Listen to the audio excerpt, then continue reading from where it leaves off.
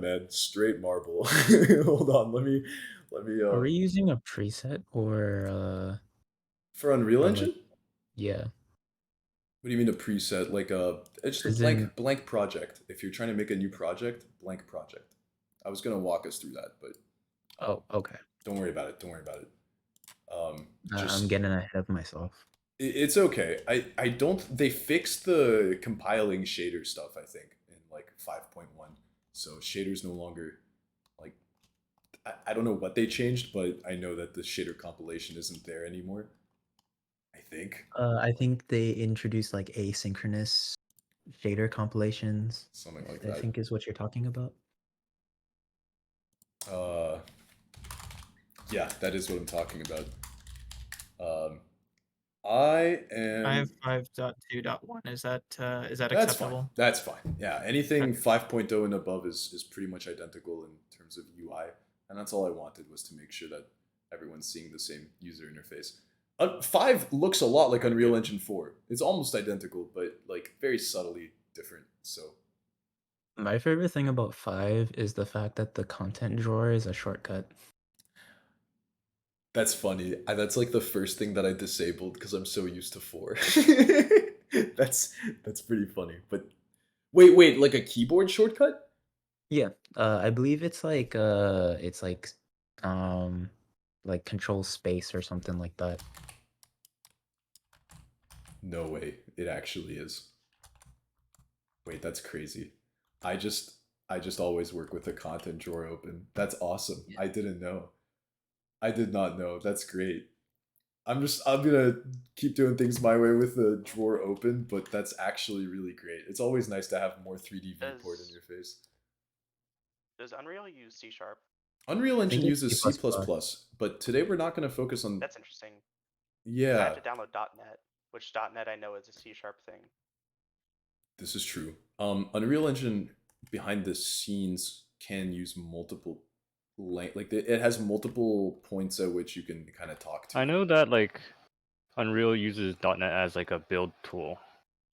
Interesting. Mm. Because I saw it's like, hey, you need to update .NET 2.5. I'm like, that's interesting. I thought we were doing C++ today, but yeah. Yeah. Yeah, Unreal does Unreal support like Python for like it some does. sorts of like scripting? Yes, it does. Yeah.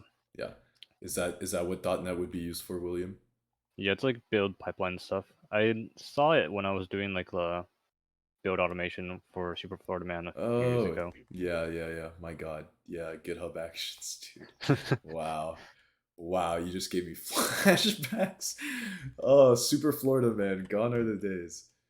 Man, that grass shader, I felt good about that. So it's been a long time. Okay, all right, I'm gonna start recording. And yeah, hopefully you guys. Oh, I've been recording. Whoops. Hi guys. um, yeah, And everyone. that just means you cut the last thing that you didn't want to. What?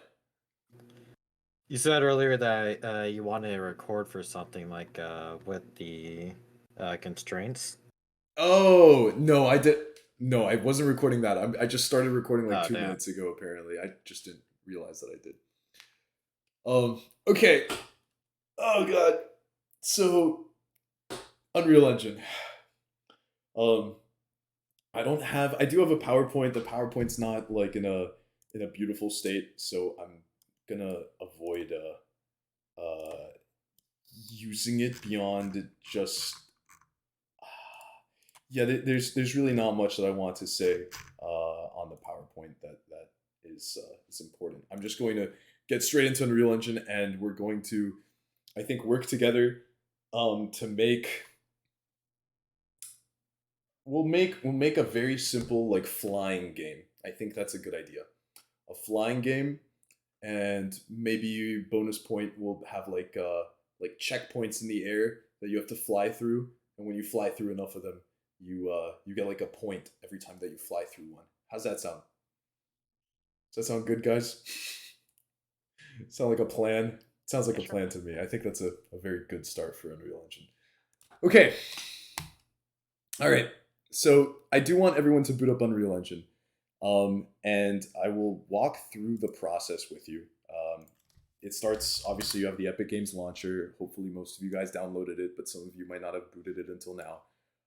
I'm going to start sharing my screen, and there we go. Let's put this Discord on the other screen, close Blender. Close that, that. Goodbye, goodbye, goodbye, goodbye. Okay, getting back some RAM. Okay, here is Unreal Engine. The Unreal Engine launcher, which shamefully shares launcher space with Fortnite. No, not an issue. We don't. Your judge. screen is not shared. Oh, thank you. My bad. Here we go. Bada beam, bada boom. There we go. Yeah, and then enable the webcam here. Activate. Cool. Great. Okay. Can we see this? We all good? I see it. Great. Brilliant. Okay. So you just click launch to begin with if you don't already have a project down here. And it's launching on my other monitor. But it's, it starts with this little splash. All I'm doing is staring at the splash right now. I'll let you guys do the same thing. And once the splash finishes loading, you get a little pop-up, and the pop-up looks like this. And I'm just going to do a blank project. I'm going to set it to Blueprint.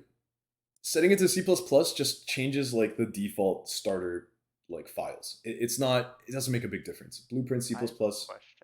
Yes. I see recent and then like games, film, video, live events, architecture. Yeah, I have that too. On the left, just go with blank me- project. Just go with blank project.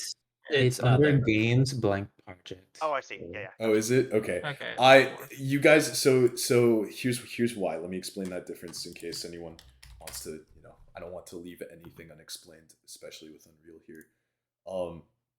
When you install Unreal Engine, it gives you this pop-up when you're installing a new engine. And you can see that I have tons of stuff unchecked. I do not have tvOS or Linux or iOS. Like, all of these are build targets. I'm not able to build to any of these because I just wanted to save on space, and I'm not usually making a game that I want to run on my smart TV. Editor symbols for debugging is fat, 60 gigabytes, but this is stuff that's related to VS Code, and it's important. But if you're doing C++, we're not doing C++, not a big deal. Engine source code, if you want to recompile the engine, I think, not important.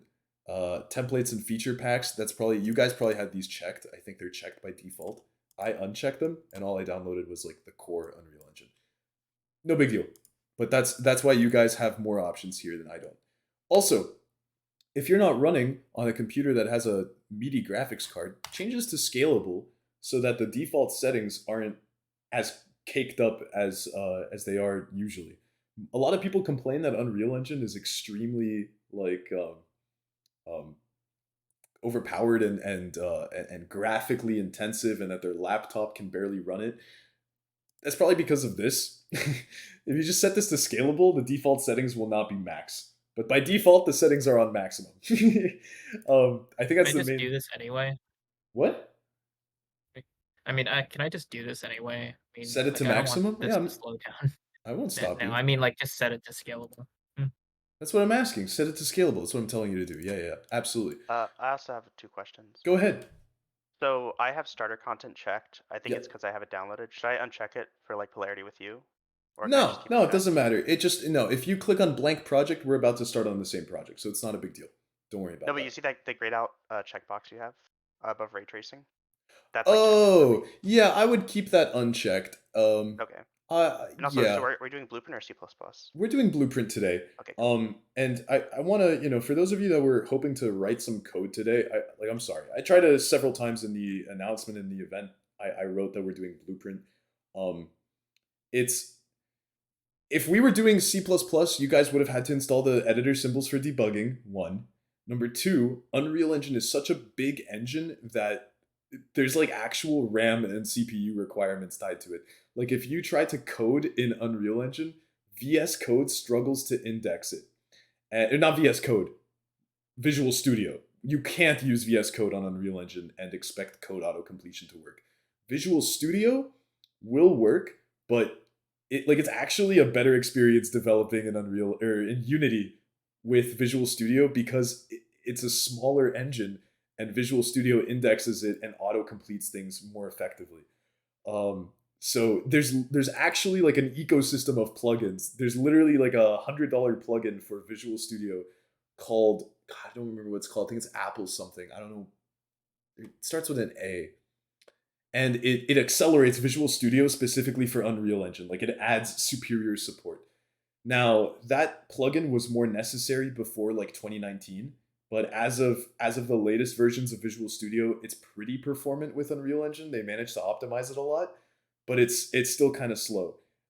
There's also IntelliJ or JetBrains. Ryder. JetBrains. Sorry, I was trying to think of the name of that company. Ryder by JetBrains also supports Unreal Engine. Like is also pretty good. And I think it's free for students.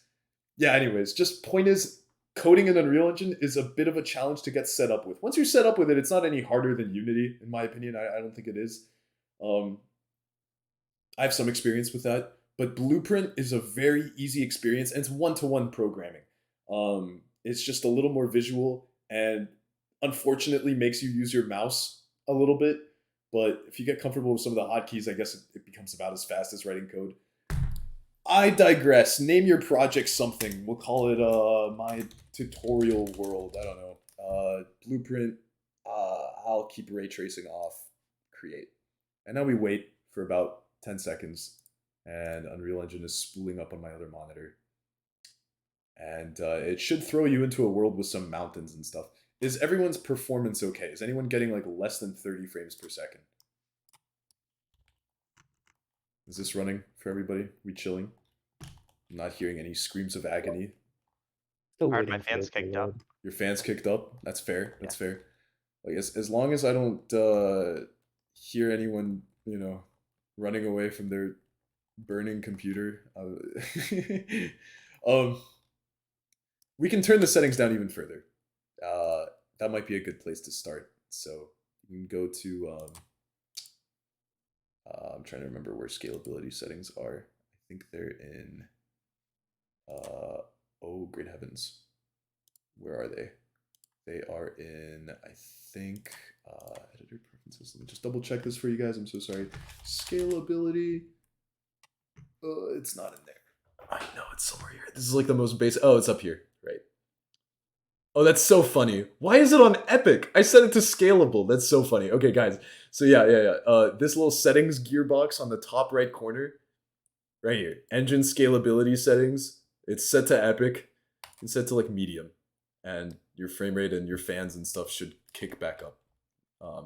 I'll join everyone and be on like hell. I'll put it on low there. And I'll set the resolution scale to 100 though. Don't set the resolution scale to anything lower than 100 or your screen will start getting blurry. Yeah. Cool. Okay. Everyone knows how to change their settings. Hopefully it booted for everybody. We're good. Okay. This is Unreal Engine. How am I moving around? With right click. I hold down right click and I use WASD and E and Q to move around. Very simple. Can you up movement speed? You can Because you seem by moving fast. holding by holding right click and scrolling up, you will actually change your movement speed up. And if you scroll down, wait, what? Oh, there we go. Yeah. If you scroll down, you can really reduce your movement speed. So I see it's up in the top corner too. Yeah. Scrolling up, yeah. You see that right here, this thing. And if this goes from 0 to 50, I think, or 0.4 to 44, I guess, arbitrarily. If you change these values, you can make this go, up to 100. And now we can move really fast. What I just did. Oh, I hid the light accidentally. Oops. Okay. I'll change this back to 1. Cool. So this is our world. By default, there's a couple of objects sitting in the world. We can get rid of some of these. so that we can avoid a little bit of performance issue. Let's exponential height fog. You can delete that. You don't need that. It makes our terrain look a lot crisper. The volumetric clouds, that's going to be a big performance burden. I'm actually shocked that that is on by default. It's these clouds up here. Granted, we are about to make a flight game, and being able to fly through the clouds is kind of sick, but these aren't really configured to be very high resolution for being near them anyways. So, volumetric clouds, these are ray marched and are very computationally expensive. You can delete them. And now we have a very simple atmosphere. Nice. Yeah, that's it. We're chilling now. Significantly simpler environment. Your frame rate hopefully went up. I'm trying to make sure that this experience is closer to that of Unity's starter experience. I mean, I know they gave us this terrain, and I'm not going to delete it. Normally, I would be like, okay, guys, let's make the terrain ourselves. But I think that for our purposes today, we want to focus on understanding gameplay programming. We'll do level design and stuff later. So I think it's better that we just take our time here. So, first thing I'm going to do, I'm going to save. I'm going to do Control S, and it's going to prompt me to save this level. So this currently, we're in a level, but this level it kind of just lives in our RAM. It's not saved yet. So the moment that we hit save, you see up here, we're in an untitled level. We can change this and name this map. We'll call this our gameplay level 1.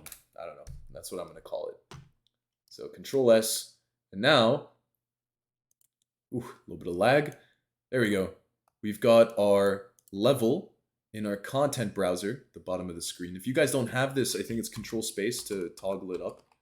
But this is the content browser, and this is where you see all of the assets that are in your game. And in Unity, I think it's called the asset browser. It sits on like the left side. I don't know what the Godot equivalent is. I really want to.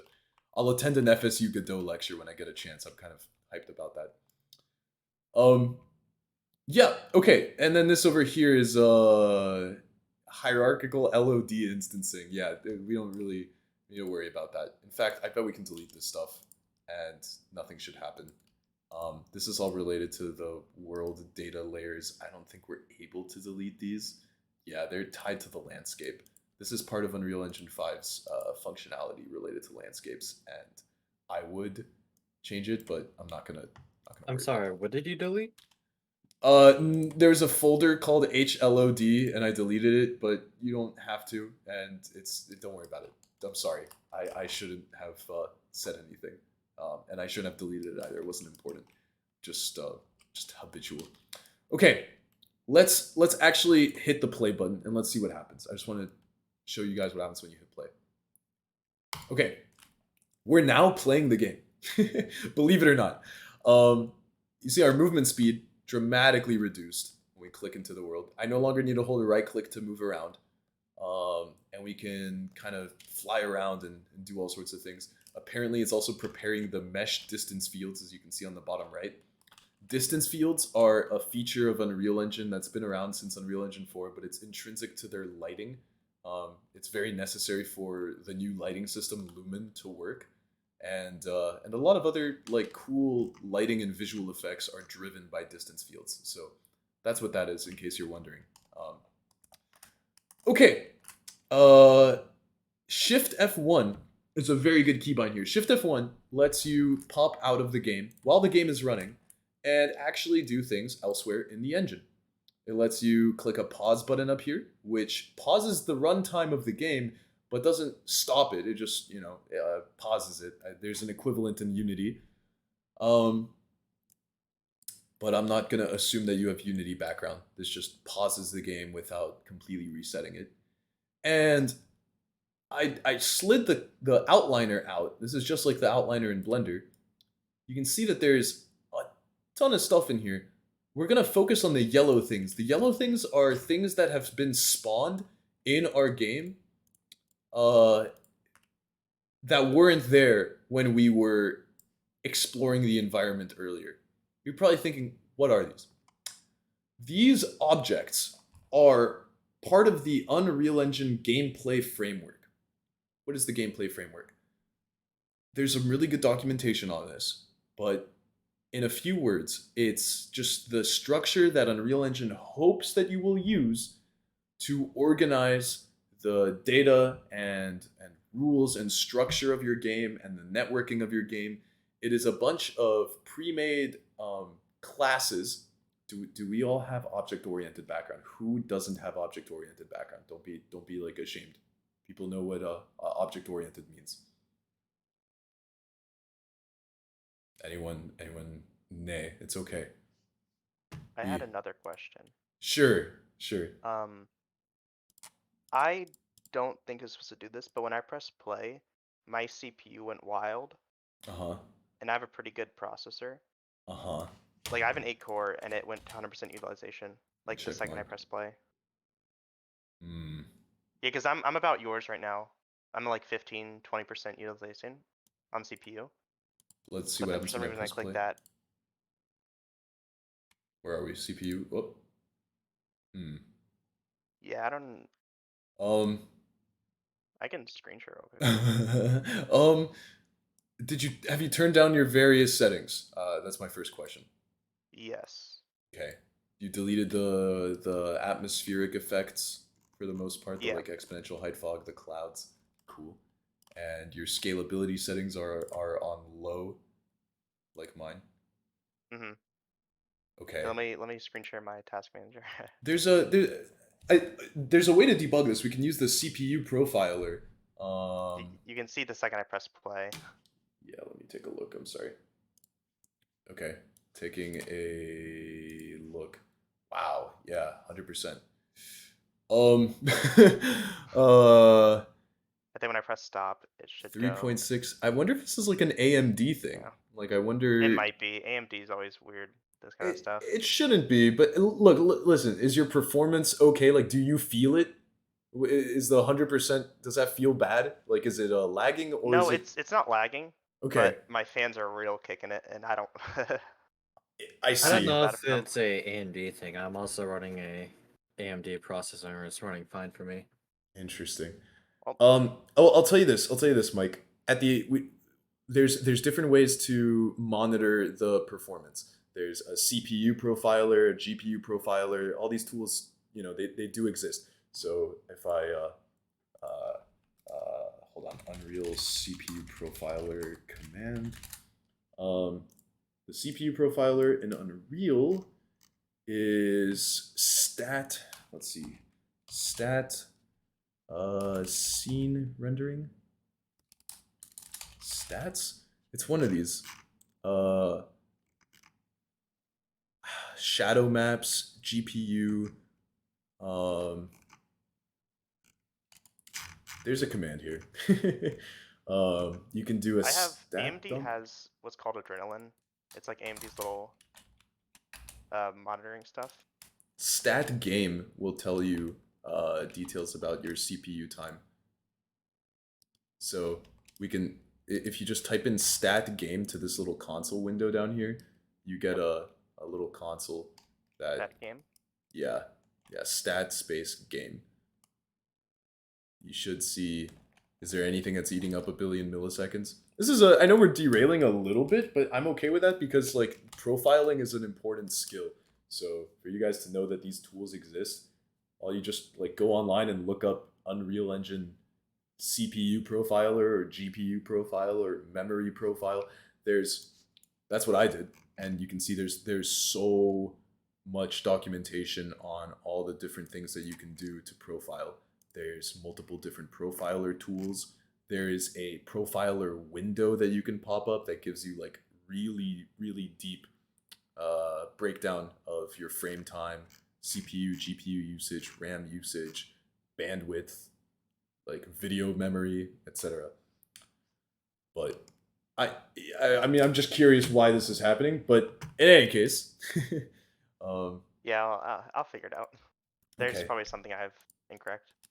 If it's on AMD thing. I imagine it's not your fault. I'm gonna do stat game 0, or I don't know if stat game alone is enough to toggle it. I guess it is. Yeah, just stat game. Okay, cool. We're back. Back to Unreal. So where were we? Oh yeah, I was explaining. So when we play the game, a bunch of things pop up. These things over here in the outliner are these yellow things particularly are things that were spawned in. Believe it or not, we are currently our soul is player controller 0, and our soul is possessing default pawn 0. And default pawn 0 is a very simple object that is set to respond to WASD, E, and Q and move around at the current speed that we're moving around at. It's basically a spectator camera. That's basically what it is. It's like a default little spectator camera. And the way Unreal Engine is set up is such that if there is no player controller set up or something to occupy our soul, you can really think of a player controller as a person's soul. It travels along different servers. You know, it's a client. So for multiplayer purposes, but we're not going to go into multiplayer today. I'm sorry. Controllers are souls. Pawns are things that souls can possess. You can make a vehicle pawn, a character pawn, aircraft pawn. Yeah. And controllers are where the input of the player gets directed to, and it passes through the controller and hits the pawn, and the pawn decides what happens to respond to the input. So a car might do different things with WASD than an airplane or a character. A character walks. A car might, drive or brake or burn gas. That's what the pawn handles. So when I hit escape, all those things disappear. The game state, the game session. So the reason that I'm going into these details is because I don't want you guys to be sitting here wondering, like, man, where are these things configured? Where do I see what's going on there? So real quick, in order to clean up our sidebar, I'm going to make a new folder here. So I did create folder, and I'm going to drag the landscape and all of this HLOD stuff into the new folder. And that way, world partition. Can we move this? Oh my gosh, it won't let us. Yeah, this stuff is part of the Unreal Engine 5 shenanigans. I just wanted to get rid of it, but okay. We could do a blank level. Doesn't really matter. Whatever. We'll stay here. This is part of the landscape. I'm sorry, guys. Just clarifying what all these different things are. These are different chunks of the landscape. You can see that kind of black cube when I double click on them. This is how Unreal Engine processes really big landscapes. As of Unreal Engine 5.2, there's new features there for that, and that's part of the problem. Okay. So pawns pull in the input of our controller. We already have a default controller. Let's set up a pawn and let's start controlling it. Let's make a little airplane pawn. So what I'm going to do is I'm going to right click here in the content browser, and I'm going to create a new blueprint class. If we were doing if we were doing C++, we would have just where is it? I think it would have been blueprint class as well. Or no, over here there's a way you enable C++ and there's a separate folder for all your C++ stuff. I'm sorry. So blueprint class, and new blueprint class, you're going to click pawn, and I'm going to name this my airplane. And I'm also going to drag it into the world. Just boop. And it's right here. Can't really see it, but it's there. And I'm also going to double click it, and it's going to open it in a new window. We can also make it a tab that's part of the other window. So there we go. They're now part of the same window. And this is the My Airplane blueprint. Great. Okay. Wait. How did you open it in another window? Just opened in another window by default. I dragged it to. I double clicked it. When you double click it. Oh, okay. In the browser. Okay. In the content browser. Yeah. So this is My Airplane. Great. I'm going to add a couple of static meshes here just to get a sense that this is in fact an airplane. So I'm going to add a cube. And where's the cube? Am I inside it? I was inside it. Okay, cube. I just click add up here, and these are like the different components of this class.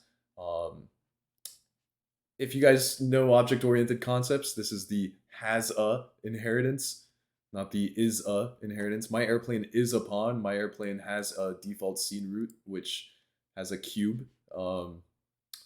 So I'm going to scale this cube down. This is the move, rotate, scale widgets up here. These also have keybinds, W, E, and R.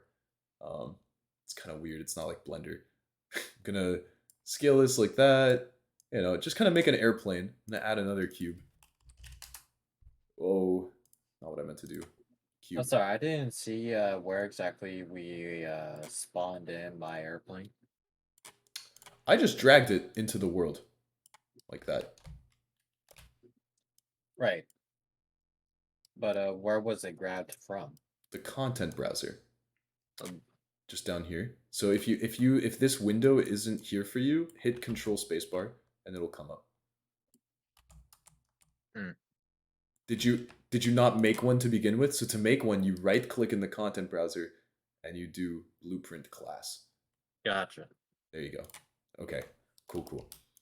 So I'm just trying to give this some shape. Bear with me real quick. I'm just going to I'm going to duplicate this cube, just Control C, Control V, like that.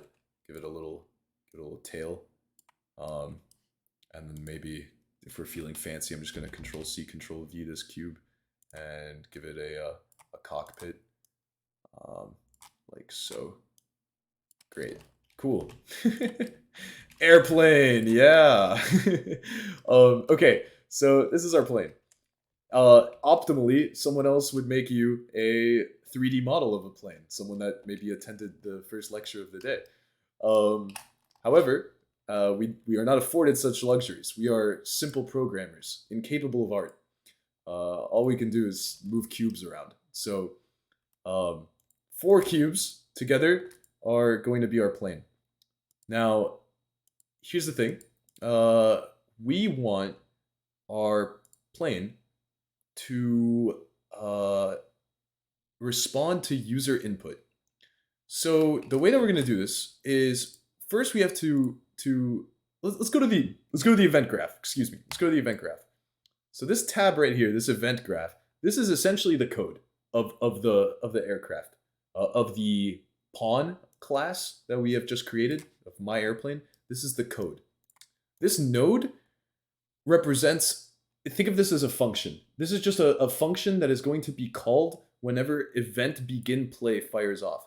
So our game engine, starts, right? For those of you that are pretty new to programming, int main in like C++ or main.java or whatever fires off. And then somewhere down the line inside of Unreal Engine's core files, it decides I'm ready to start playing the game. And it hits every possible object with the event begin play, which starts a line of execution in that object. So event begin play is like the starting event. What we can do is we can put a print string in here. Print string. What I did is I drag off of this arrow. This is the execution line. And I'm going to do print string. And that string will be hello world, because obviously. You hit compile, save, go back to the gameplay level. There's our plane. It's right there. I'm going to hit play. We get a little hello world on the top left corner for like a few seconds. Right? If I hit play again, hello world. And then it disappears. So this is like a little way to do debugging. Though obviously you probably want to use breakpoints. There are breakpoints in this. Great. Okay, event begin play. So it responds to the fact that the game started. That's great. That's really good. What else can we do? Well, we can do key, and we can scroll down here, and there's all these different keyboard keys. I'm going to do K. And I'm going to say when K is pressed, fire off the same thing, print the string. Compile, save, just like that. You guys see this? And How did you add that K node there? I right click. So in general, right click is how you add a new node. I should have explicitly stated that. I'm sorry, Brian. And I looked up, you can look up K, you You do K key. Just scroll down a little bit, and you'll find it. It's down here. There it is, K, under keyboard events. Okay, I see it. Yeah. And All then right. I just drag it into print string. Compile, save, go back, hit play, and now nothing. It says hello world, sure, but when I press K, oh, nothing's happening. K isn't doing anything. Anyone have any guesses as to why K isn't doing anything? You're not controlling the plane. We're not controlling the spot on. Our soul is possessing the spectator camera. We need our soul to possess the airplane. How do we do that? Okay. Bottom right, we can say way down here. This is like the properties panel equivalent from Blender, the details panel. Depending on what you have selected, you see all of its properties inside of this details panel. So the details of the plane, we select the plane that's in the world. Go down here. Auto possess player. It's disabled. Set it to player 0. That's our soul. Hit play. Now you can see our camera is aligned with the origin of our aircraft, our high performance aircraft, and it still said hello world, but now when I press K, it's printing hello world some more. Incredible. This might be a stupid question. Yeah. My camera's looking at the tail of my plane. Can I rotate it? Yeah, so I designed the plane. So see in here, see this red arrow? It's X positive. X positive should be your forward vector. I see. I probably don't have that. That's a universal truth of Unreal Engine. I'm sorry, but I know it's going to be weird for those of you coming from Unity and from Godot, -Z in what world? But yeah, that one's weird. That's weird. It's weird. Like, it's weird. I'm not trying to. You get used to it. Honestly, I just always make it positive Z and just invert everything. Ugh. Because at least that makes some sense. I don't get -Z. Yeah. -Z is. I'm not trying to take a dump on Godot. I think it deserves a little bit of I think there's some sort of math thing related to it, but I don't know. You guys explained it earlier, like it's going into the page. I get it. That's how it's taught in school. I respect that. Yeah. X positive is Unreal Engine and Blender. I don't know what Maya is. I think Maya and 3ds Max are Y positive. Is there a way I can quickly rotate like all three in relative to the world? You can. Oh, if you select them all with Control, and then I think you switch to rotation, and you can go. Well, relative to the world. It's one of these. Never mind. No. Yes. Okay. Yes. So okay. Sorry. So Brian, and this goes for everyone actually. If you look at my screen, guys, real quick, you'll see that these cubes are flat in the hierarchy. They are all children of default scene root, which is the root component of our object here. This root component could be anything. I can replace this with like an arrow or something. But the point is they're all children of it. So if I was to make them all be the children of arrow and then rotate arrow, you see what I just did there? So to make them the child, you just drag it onto it. So see, you say, I want cube to be a child of default scene root, attach. And then cube becomes child of that. And we can make the arrow be the scene root. You guys are probably wondering, where's the arrow? There's the arrow. I will make it have a scale of like 10 on the x-axis, except now everything that's downstream of it also gets scaled up. So I won't do that. And instead I will just change the arrow size. There we go. Whoa, hey, there we go. It's the forward vector. Cool. You know, this component system is extremely similar to Godot's nodes. Good. Wonderful. Like, this is, like, I don't know what you call this whole thing. Like, this scene that you're in. Uh-huh. I don't, like, what is that called? This is, I think, I would call, this is An the object? blueprint.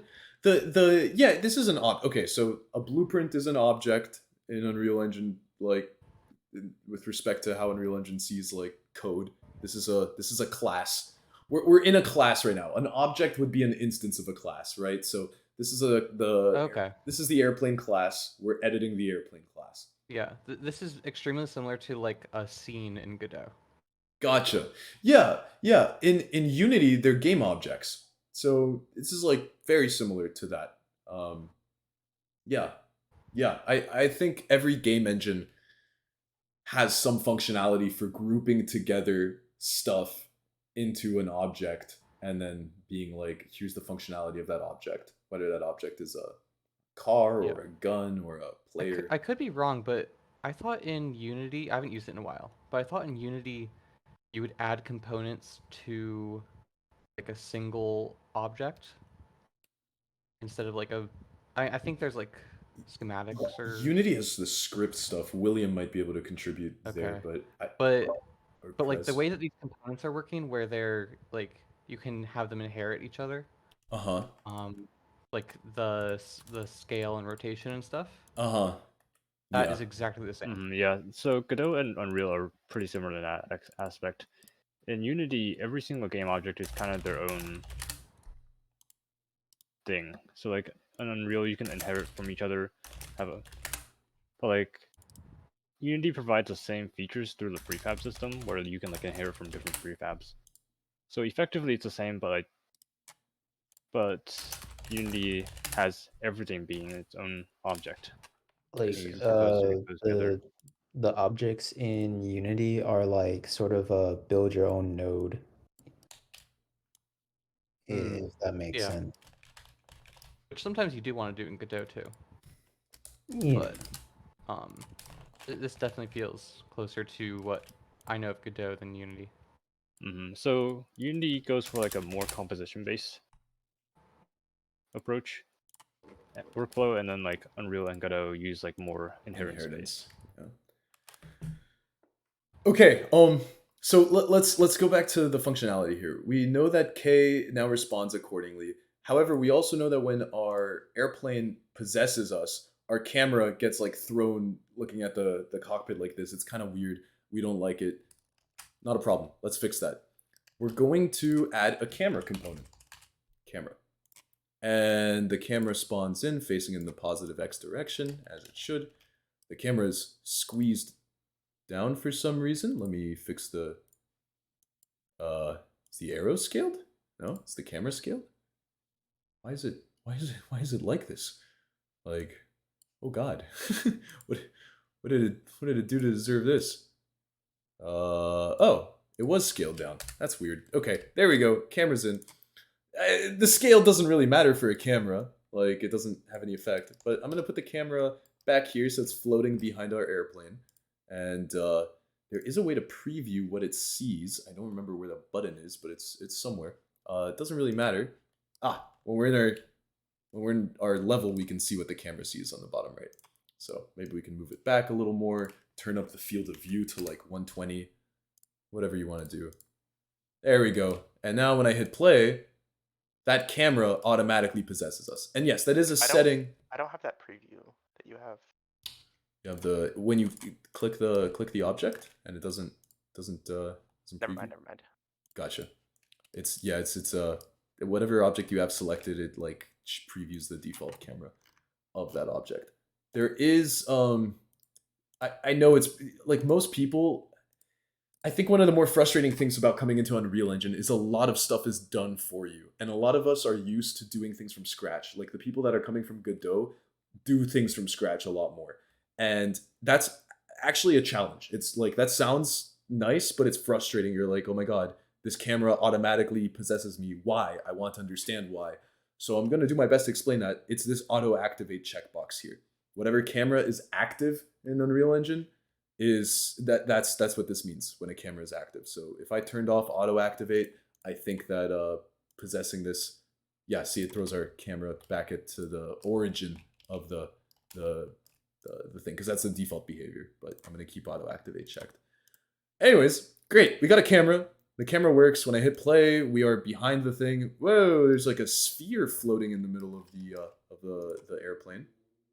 Oh, the sphere is off to the side now. You guys know what that sphere is? Any guesses? All right, that's the pawn. That's the spectator pawn. So when we first spawn in, like I see my 3D viewport, like I'm here. Here, I'll put myself here, and then I can click play. That was me a second ago, because the it still spawns in, where we are in the editor, but then we get teleported to the plane. Let's go ahead and fix that.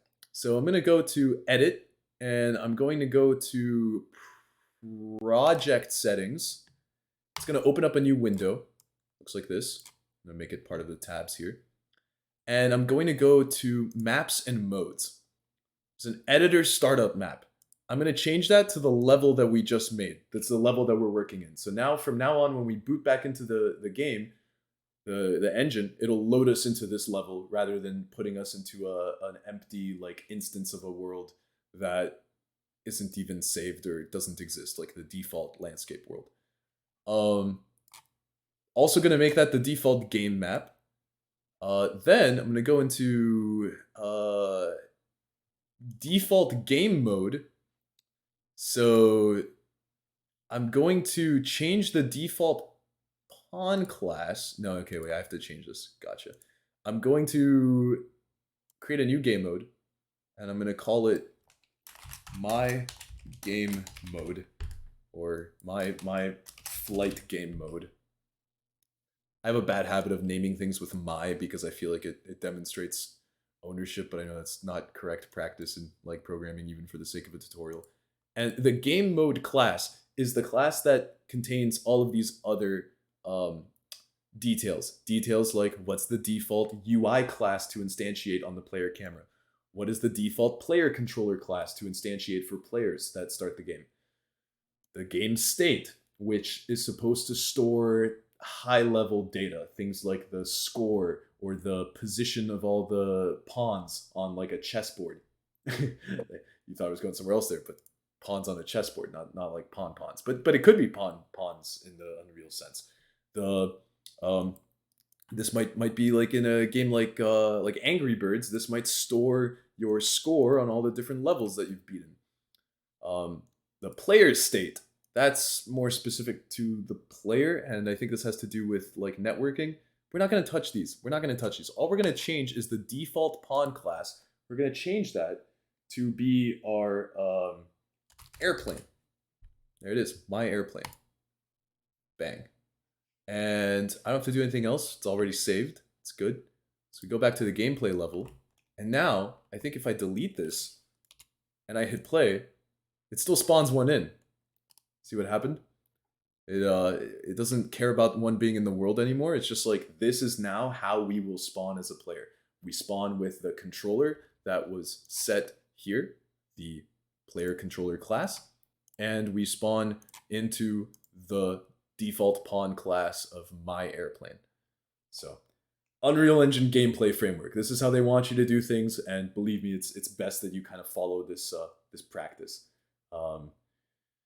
Everything revolves around using these game state and player state. Don't try to do it yourself. Follow the framework that they've created for you, and your life will be easier. It's also just it's a healthy framework. Like, it's not that opinionated. It's pretty reasonable to do things this way. Okay, so airplane, great. There's still more to be done.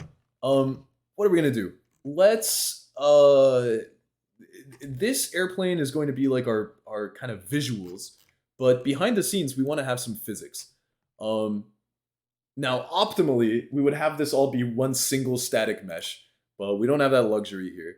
So what I'm gonna do is I'm going to drag body cube onto the arrow here.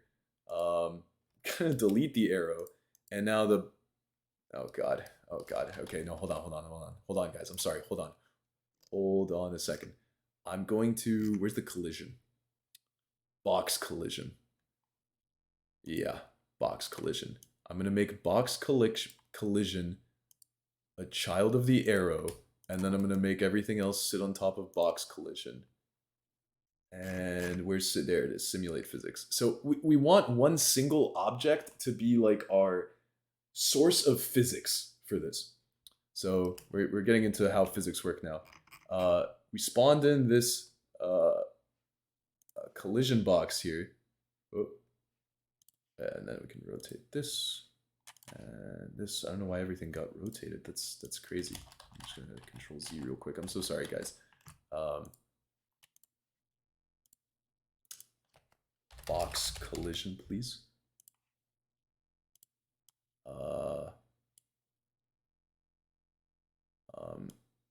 Arrow. There we go. Box. Okay. The box is there. The box has correct scale. So it's this box. This is going to be our collider, and it's also going to handle all of our physics. And then we're going to make everything else be a child of box. There we go. There we go. Okay. So this arrow doesn't really matter. It's there for show. But this box is going to be our source of truth for physics. I'm going to set the box extents to be like 150, okay, maybe 200, just experimentally, like the length of the plane. And 200 like that. Great. Now our plane is going to have some collision.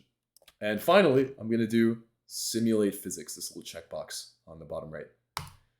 And by checking that, you can compile, save, play, and bang, we fell. we fell down immediately.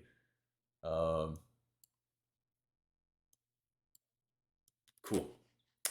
Hey, Michael. Yeah. Theon's asking about how to find the performance settings for the editor. Top right, this little settings button, top right, and then engine scalability settings. And you set them to low. Click low, but make sure your render resolution is 100%. You don't want that to be 25%. It'll make everything blurry. Hey, Michael. Yeah. I'm getting I'm running into a few different things here. I was wondering if you could clarify them. Sure. Okay, well those warning messages are also part of them, but Sure. but this one I want to take a look at. Let me share my screen here. Yeah, let's take a look. Share my green one here. We'll get into some. Yeah. So this is Unreal right here. Yes, sir. Nice. This is my plane right here in like Nice. in front here. Yeah. Okay. Now if I move in front of the plane and then I hit play, Yeah. two of them appear on the screen and they Right. both drop down to the ground. So why are there two? The reason that's happening. So do you remember a second ago when we set the default pawn? Yeah. So what that did is it's trying to spawn a pawn where you were in the editor, and it's trying to make you possess it, but then the other one that you already have in the world is set to possess you instead, so it steals your soul, and what's left is a soulless airplane pawn in front of you without a controller attached. So your controller gets stolen by the one that you placed in the world. What I would do is delete the one that you placed in the world and just let the one naturally spawn that. Okay. So And that would be this one right here, the one that's white in the delete outliner right here. Delete the white guy. Delete the white airplane. Okay. Well, let me see here. Yeah. This I'll delete. I'm sorry for the messy outliner. Now hit play, and you should just there you go.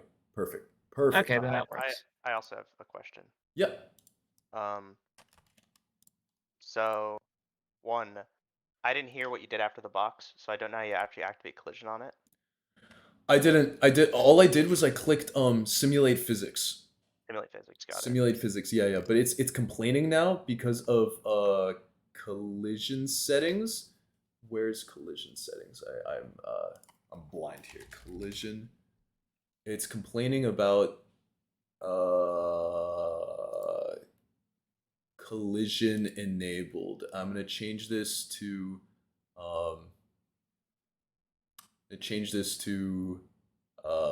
vehicle, and hopefully it chills now.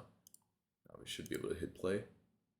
Oh, what happened? Oh, because there's two of them. Right. Okay. The same thing was happening to me. Perfect.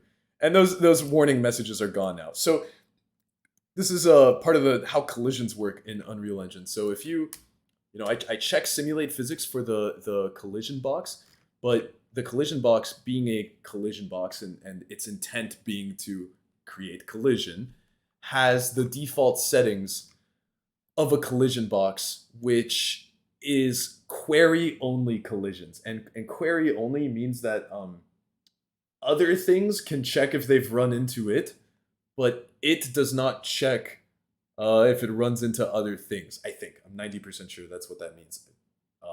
And so what I've done is I went and changed the collision preset. It was overlap all. I have changed it to vehicle, and now it is collision enabled query in physics, and those warning messages are gone. Because this is basically a vehicle. You guys can look into what these settings are. They're pretty deep, and you can create your own custom collision channels. So if you created your own custom projectile types, maybe you're making like a shooter game and it's got like all these, it's like a top-down bullet hell game and there's all these complex different types of projectiles and some of them bounce off of each other and some don't. You would be creating your own collision channels and you would be describing what can touch what and what passes through what. That's essentially what this list here is. Is it overlap, block, or ignore? Okay. So collision, vehicle, and now we are falling like a perfectly normal airplane does. Beautiful. Let's go back to the event graph. Now, we're gonna do WASD stuff in a second, but let's demonstrate another thing or two, just some basic programming concepts, right? Sorry, I keep just doing things without explaining what I'm doing. I'm deleting this actor begin overlap event. It's not useful. We're not going to use it for anything. It's just there by default. This is like when you make a new game object in Unity and it gives you like, I think it gives you event tick or delta time or whatever, the default event. This is the same thing. It's just like starter stuff. What we're going to do is we're going to add a variable. I'm going to call this variable throttle. And throttle is going to be a float, and you can just drag it in like this. Set throttle, and I'm going to set throttle to be get throttle, and then I can do plus. You just type in plus like. How do you set it to a float? Oh wait. This little drop down right here. These are all the different data types in Unreal Engine. You can tell there's a lot, but the basic ones are up here. Boolean, integer, string, vector, transforms. So, and they're all color-coded, which I find very aesthetic. And I will say throttle, set the throttle to throttle plus something. This is essentially saying throttle plus equals something. And we'll say when we press K, set the throttle to whatever the initial throttle is, plus 0.01. Whatever. I accidentally created a link I didn't mean to. How do I remove it? You can alt-click on the line. Alt-click. That is not Alt-click on the obvious. How do you get that middle box that does the 0.01? I drag off of throttle, and I just typed in plus, and I grabbed the add operator. Just... I see. Yeah. And then you move that into a setter. Add sets. Yup, I put it into a setter. So this is a getter, this is a setter. We're saying set throttle to get throttle plus 0.01 whenever we press K. And we can also change this to print out the throttle by just dragging from the green to the pink in here. It does a conversion. It casts the float to a string. And now, whenever we press K, we should also make sure that downstream of setting the throttle, we still print the string. So this setup right here, press K, set the throttle to whatever throttle used to be plus 0.01, print the string. And in throttle, you can set the... What's the conversion box called? I didn't even do it. You just drag to here, and it automatically converts the float to a string. I'm just going to click play, press K, 0.05, 0.1. You see what's going on here, right? I keep spamming K, and we get 0.3, 0.4, 0.5, 0.6. Good stuff.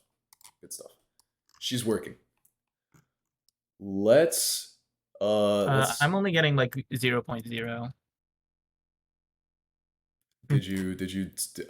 You might not be changing your throttle. So are you setting okay. Okay, now I see. Apparently K K press is not attached to set. Gotcha. For some reason. I don't know why. No, okay. You're good. You're good. Mine isn't printing the throttle. Okay. Is throttle connected to the string? And is print string connected to K somehow? Oh, okay. I see what you mean by doing it automatically. This is like an execution line, and I know having both of these hit the same print statement seems really weird, but I mean, it doesn't make a difference in terms of like efficiency to do things like this way. It's just this is like a visualization of, you know, it's the same thing to do 2 different print strings or one of these nodes. Behind the scenes, this all gets I don't want to say compiled, but like, yeah, optimized down into the equivalent code. How did you get the 2 nodes to the bottom left of the set throttle? So Those- you can, those 2. if you right click and just type in throttle, you get the things for your variable. You can also just Okay. drag the variable in and do get. You can drag the variable in and do set. I see. So that's a get into an add into a set. Mm-hmm. This is saying set throttle to get throttle plus 0.01. This is like the equivalent of oh, if I have like a notepad here, this is like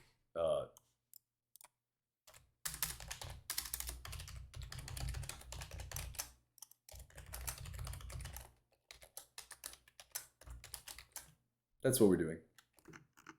That's what these are, and this is saying like this is like function kpress, which gets called from somewhere outside. This is like pseudocode, but this is the equivalent to what we've just done. And then print get throttle. That's what we're doing. Maybe string dot like toString or something get throttle to account for the conversion there. This is that. Okay. I hope you guys like appreciate how this is how this translates to code, like what we're doing here. Okay, let's actually like add some flight to our airplane. Let's make things a little bit interesting. So I'm going to go ahead and instead of K, I'm going to change this to be page up. I don't know, scroll up. Let's do that. Scroll up should be like more throttle. Scroll, where's it, mouse wheel? So see, I didn't see anything that looked like it was mouse wheel. There it is, mouse wheel axis. That's what I'm gonna do.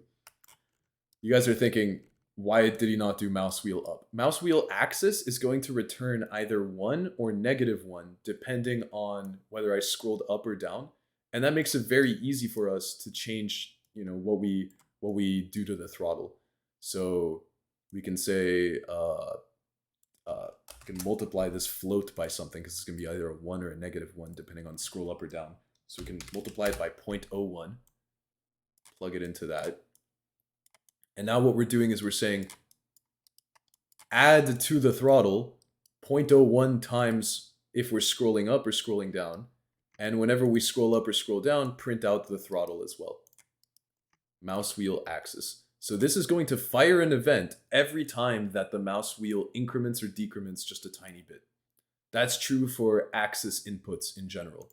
Like if this was a joystick fires events continuously every single frame when it's like pushed in a certain direction. And it also returns some sort of axis value. Like if it's pushed to the left, it'll be -1. If it's pushed to the right, it'll be returning 1 every time that the event gets called. So if I hit play now, and I scroll up, oh, it looks like it's actually just firing off continuously even though there's no input on my mouse wheel. That's kind of interesting. Might be a quirk of how mouse wheels work. Now we've actually gone above 1. I can scroll down as well. I'm getting that double plane error. You're getting the what error? The double plane error. Oh, just delete the one that's already in your world and spawn with the one that's being spawned. Like if you have one in your world, get rid of it. And you should just get spawned in with a new one every time. Yeah. There you go. But also the mouse wheel. Can I see your code for the mouse wheel? Yeah. It's on mouse wheel axis. Oh, I see. I didn't have from mouse wheel axis to set. I didn't have that white line. Gotcha. Yeah, so the white line is the execution line. Green lines represent like floats in this case, but the most important lines here are the white ones. The white ones represent execution. And they have to be linear, like things happen in a sequence. So it's left to right here. In code, it would be top to bottom. But Yeah. And it's fine that it's like firing all the time. Yeah, it's not the end of the world. I mean, I'm just trying to demonstrate like basic concepts to you guys, but we're gonna do things pretty differently once we get up and running here in a minute. In fact, I want to be done with this little presentation thing by like 9. 8:30 would be best. So I'm gonna start moving a little bit faster, but I hope that these like basics, like I hope this all makes sense. We've really taken our time so far, and this should be a pretty healthy idea of like how things work in Unreal. You guys feeling good about this? Is that Yeah. I think this is pretty cool. good? It's like my first like introduction to this. So I mean, I don't expect myself to get this all right away, but I think Yeah, this of is course. kind of neat. Going over this and helps me know what to come if I like watch another tutorial. Of course, of course. For you, Brian, because I know you're good at C#. I know I've watched you like code alongside like Alex and William on in projects in the past. You might much prefer to work in C++ and Unreal Engine. At the end of the day, the only difference is like, this is print string here, it's print string in C++.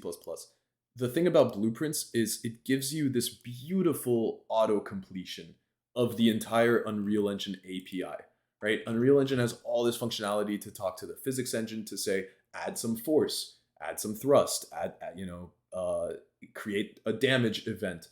It gives you this beautiful autocomplete. Visual Studio is a little slower on the autocomplete. That's like the only difference. But if you learn how to use Blueprint, you will learn the API and you can very quickly switch over to C++ because writing this stuff as C++ is relatively trivial.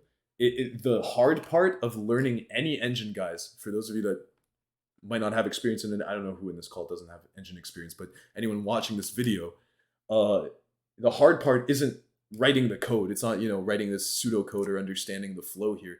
The hard part is being like, oh God, how do I make my airplane move forward? The hard part is knowing that it's called add force. And then knowing that you should add force to the object that has physics enabled. And then knowing that add force takes in 4 parameters. It takes in, the target object, it takes in a force vector, knowing that the force is in like square centimeter newtons because Unreal Engine's ridiculous. Knowing that you can have this optional parameter of a bone name. Like, this is the hard part, is knowing what these different functions are called in a camera. Knowing what your palette of functionality is. You're an artist, and you got to know what sort of colors you have at your disposal. But it takes, that's what takes time to learn. Like, navigating Unreal Engine is not hard. Writing Blueprint stuff is not hard. Writing C++ is not hard. Sure, like pointers and memory allocation, but whatever. It's rare that you're gonna do too much of that unless you're doing something pretty custom for your game. So the reality is learning the API is the challenge. With that said, let's go ahead and do on event tick add force to our box. And the force that we're gonna add is we're also gonna do forward vector, get forward vector. This is gonna get the, oh, wrong one. Sorry, we're gonna do get actor forward vector. And by default, this is self. And we get this vector. This is a unit vector, so it has a length of 1. We're going to multiply this by our throttle. So just multiplier. Get the throttle down here, plug it in. Drop that into force. And then we're also going to multiply this by something else. An arbitrary value that's going to be our thrust multiplier. And I'll make that a variable, thrust multiplier. And thrust multiplier will be a, can we do a read-only variable? I know it's a thing. Whatever, config variable, is that what this does? Should this variable read its default value? Oh, no, okay. I could have sworn there's a way to make things like read-only so that they're just sort of conveniently there for us to use, but not modify. Regardless, I'm going to set this to be a value of like 999,999. Yeah, always start with big numbers. Now when I scroll up, oh, when I get to 2, all right, yeah, see, at 2 we start accelerating. We overcome the friction of the ground. Now we're drifting a little bit to the right. Probably gonna hit this mountain. Oh god. Oh great heavens. Oh, okay. What I'm noticing is that our forward vector, I don't think it's following our airplane. I think that the forward vector is actually following the arrow. So I'm just going to replace the arrow with the box. I'm going to delete the arrow. So we just have the box here. I know I'm going pretty fast. I'm going to stop now. Pause for a second, let you guys catch up. Yeah. Yeah, I need to like see that graph there. Yeah. So what I've done is on event tick, which is every single frame, we are adding a force in the direction of the forward vector, but multiplied by throttle and by an arbitrary value of 999,999. 1 million. What kind of add force is this? Because I see like multiple add force. When nodes. you right click and you do add force, you're going to get different ones. There's add radial force, add force at location, and then just add force. So fundamentally, there's 3 different types, but all these parentheses are just like, they're there to like be a sort of shortcut for you. Like, so for instance, if I do add force wing cube, it's the same add force function, Brian, but it spawns in a reference to the component that it wants us to apply the force to. If I delete this and I just plug in box, this is the same as doing add force box. It's just a like shortcut. All you're looking for is add force. So it's this node, add force. Let me try that. Not the, Hold on. not the So bottom one. What is this? add for force, Not that. and then attach box to handle. Do add force box. Don't do just add force. I'm so sorry. I don't know what that bottom one was. This handle is wow. Okay. Wow, get body instance async physics tick handle. So here's the thing, guys. Whenever you don't understand something in Unreal Engine, like me right now, I'm shocked. I didn't know what this was. You can always hover over things, and there tend to be really deep descriptions. This is my favorite part of Unreal, by far.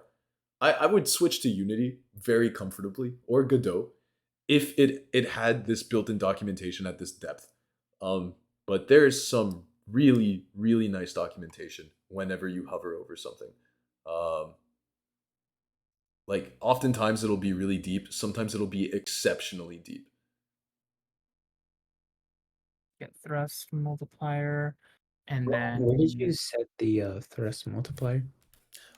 So once you compile, so okay, it's a variable down here. Mhm. Once you compile, it'll give you a little like default value setting down here, and you can just set it.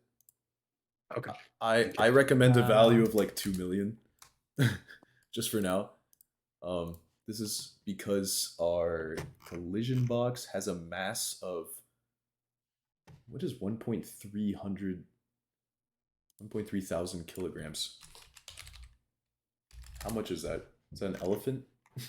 That's Can more you than zoom I'll out a little bit on the force code? Say again? Can you zoom out a little bit? Yeah, like that. Sorry. okay, this is weird. I cannot connect the return value of the first multiply to the input of the second multiply. Maybe I'll share so you can see what I mean. Also, I had a question. Mm-hmm. It looks like the airplane is just spawning wherever the camera is. It is. Okay. I know that was on purpose, because when I tried to do this again, the airplane just like spawned in the middle of the sky, because that's where I stopped it. That is exactly what's happening. And so the reason why is Unreal Engine, when you're doing things with a gameplay framework, you can do things multiple ways here. You can say, hey, don't have a default pawn. Instead, just like, make me possess the object that I placed in the world. Like maybe our game has an airport, and the airport comes with like 5 planes spawned, and we want the player to just possess the first one. We can do that. But Another way is you can do a player start. So if on the left here on this little sidebar, if you guys don't have this sidebar, by the way, it's window and then place actors. So to just toggle this sidebar on, it's this little place actors thing. The player start, this will be our spawn point, and then there you go. It'll now spawn players here. No matter where we Wait, go. so do that again? Sorry. I just dragged it in. So if do you have this sidebar? I don't know if it's default or not. I think it is. No, but... I do not place actors. Gotcha. Do window and then place actors. It's this guy right here. And then the player start actor, you can just drag it in. It's one of the like defaults. And you just hit play and you'll always spawn on top of this thing. Man. What do you have force multiplier set to? I mean thrust multiplier. What do you have it set to?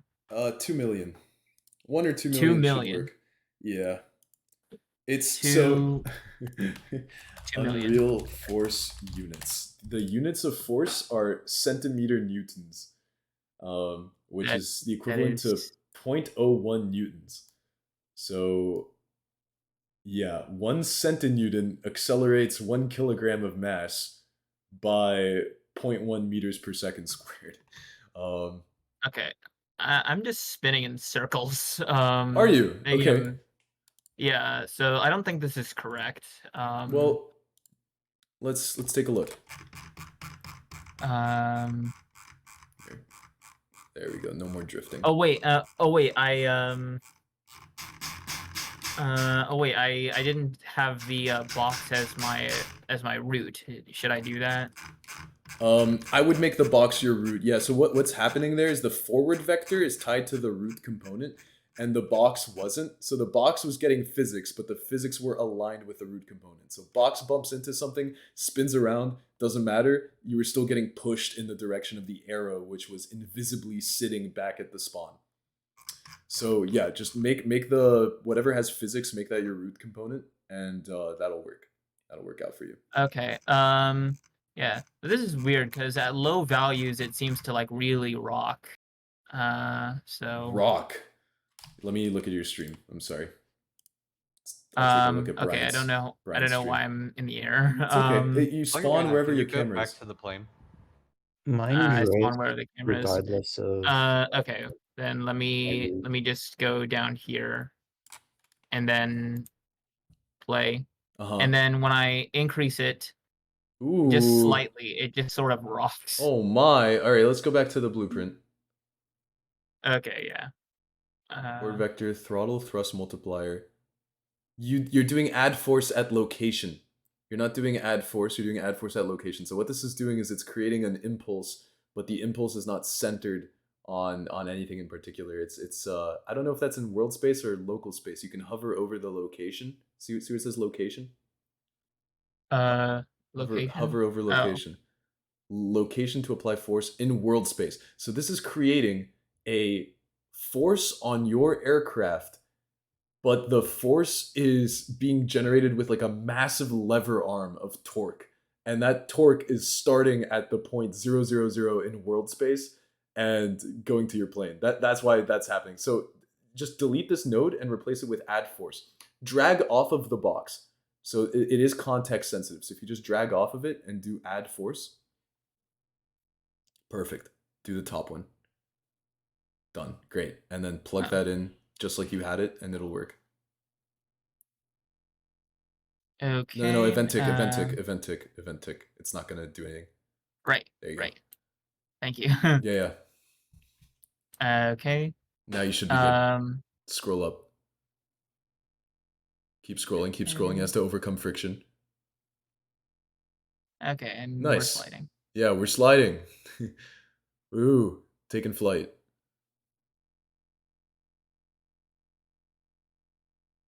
All right. Is it? Hold on. Yeah, wait. Hold on. See. Okay. Yes, it's not aligned with your plane. So hit escape real quick.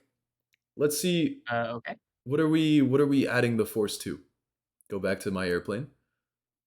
Okay, we're adding it to box. No, that looks correct. Get actor forward actor. Target is self. Box. Oh, that's kind of weird. Get actor forward vector. Target is self. Huh. Should we put a reference to the box here or something? You could actually do that. Yeah, you could do that. Yeah, try that. So drag in the box. Perfect. Exactly. Do get forward vector now, because that's the actor forward vector. So just drag off of it. Do get forward vector. Perfect. And then plug that in wherever get actor forward vector was. You can delete that. Yeah. Nice. Okay. Compile and save. All right, compile, save. Okay. Find it interesting that it's spinning a little bit. Is your...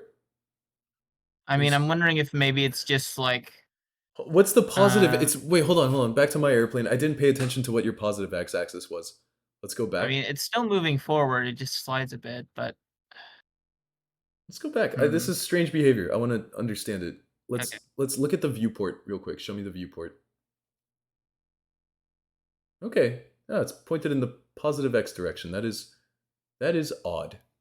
That is odd. I'm trying to think of what might be causing this, and I'm not quite sure. Okay, back to wait, hold on. Click on the box real quick.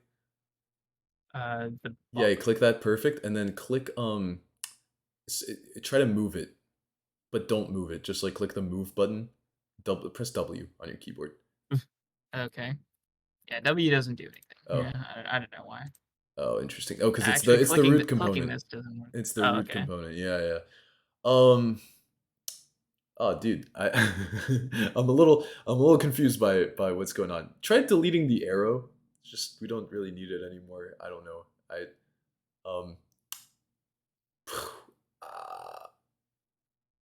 Yeah, it's weird. Brian, can I come back to you? I'm sorry. I wanna. Oh yeah. I think that's fine. what I'm gonna do now is I'm gonna like beeline the rest of what I wanted to accomplish with the presentation here without slowing down as much. But I hope But yeah, that definitely do that. it's just for the sake of the video, and but I hope that you guys have had the opportunity to see kind of how everything works in here. So what I'm gonna do now is I'm going to set it up so that our plane responds to input, but in a better way. What if the user wants to change their key bindings for any game? In general, best practice is to set up your own like keybinds menu. We're not going to create the menu itself, but we're going to set it up so that someone could create a menu down the line. So I'm deleting all of our code. And the next thing I'm going to do is I'm going to go up here to the project settings. And I'm going to scroll down until I find input. So input right here, we can create these mappings. Oh, enhanced. Whoa, deprecated? This is the first time I've seen deprecation in Unreal Engine. That's crazy. Enhanced input. Oh, enhanced input. Okay, great, beautiful. Wow, I've never seen this before. Oh my god, I don't know what I'm doing. That's so funny. World subsystem, dead zone, FOV scaling, down, released. Cool. Can we do, here we go, mapping contexts. Ah, there we go. Let's do index 0, input mapping context. Ooh, let's create a new input mapping context object. And this contains our mappings. Ah, okay, all right. Ooh, okay. All right, we're gonna call this mapping. We're gonna call this thrust. Okay, whoops. We're gonna call this page up. And oh no, hold on. I'm gonna what? Oh, okay. I see how this works. Sorry, hold on. Can we make an axis mapping? Oh, you guys, this is crazy. This is completely new stuff. Triggers. Whoa. Oh my gosh. Combos, button combos. Is player mappable? This is crazy. Oh, this is crazy, you guys. Okay, page up, sure. We'll do page down. Okay, and then, great. So this is an action mapping. Okay, we'll call this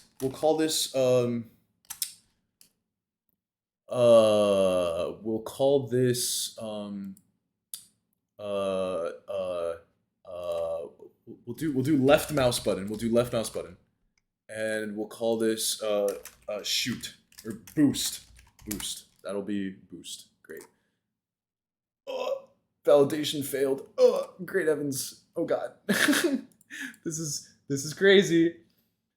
Ooh, wow. Validation failed. Show message log. Okay, a mapping cannot have an empty input action. Oh, my bad. Oh god. Can we add why? Click on the none. I think That's what I'm doing, but you see this there was something there a second ago.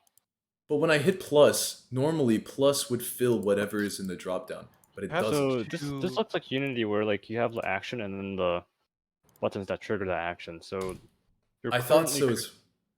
yeah. it's- I'm guessing we need to create our own action. Let's try that. Let's go here and we'll do a new is there an input section? Input action. Oh, great, good stuff. Thank you, William. This is definitely it. Okay, we'll call this oh wow.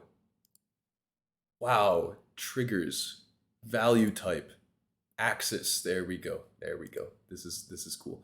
So we'll call this action this will be throttle. This will be our throttle action, and it will consume input, and it is a one-dimensional axis, which means it goes from 1, -1. There it is, and then we'll say that when we do page up, whoop, excuse me, page up, it'll throttle up, and when we do page down, it'll throttle down. Now, normally, can we save this? We can save that now. Cool. Unfortunately, usually you could map these. You could be like, hey, this is -1 and this is +1. It's not clear to me how these are mapped here, but I mean, everything that we have access to is in here, presumably. This is an input action, but it does take an axis. Consume input, throttle, settings, player mappable, key settings. Oh, wow. Value type. Okay, values. Wow. Wow. This is a little embarrassing, guys. I'm sorry. This literally just changed, and I don't want to waste people's time. I'm sure I'll edit this out of the video. Okay, whatever. Look, we're not going to use the input system, even though it would be best practice to use the input system. I'm going to skip over the input system for now, and I'm so sorry. We're going to go back here, and I'm going to do page up and page down. And when page up or page down is pressed, we will set throttle. Also do a gate here like this.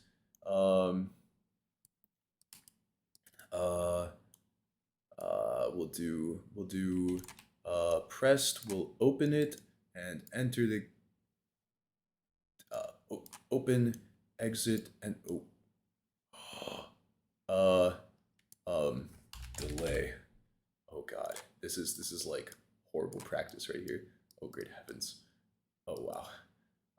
Released. We'll close the gate. Oh my gosh. Okay.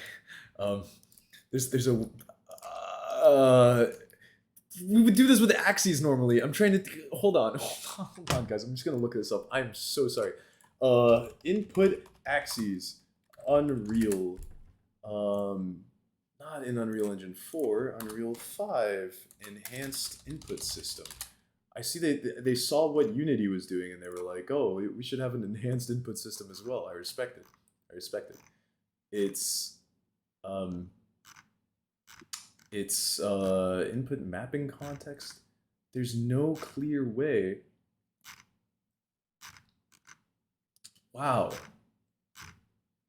It might be a good idea to show the old one and then. It is deprecated though. I guess they don't want, but you can still use it, can't you? I'm assuming you can. Yeah. So like Unity still supports both of them. Yeah. This is pretty deep. I'm impressed. They really added a lot of depth to the input.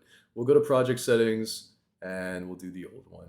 Under input, we can do an axis mapping, and we can say an axis mapping that will be throttle, and throttle for page up will have a value of that, and for page down we'll have a value of -1, and we'll do an action or an axis mapping, and we'll call this roll, and when we do D, it'll be positive. When we do A, it'll be -1.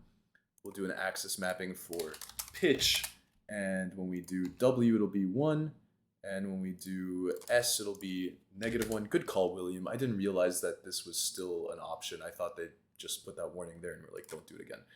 And I'll also add an action mapping, and I'll call this boost, and boost will be on mouse click.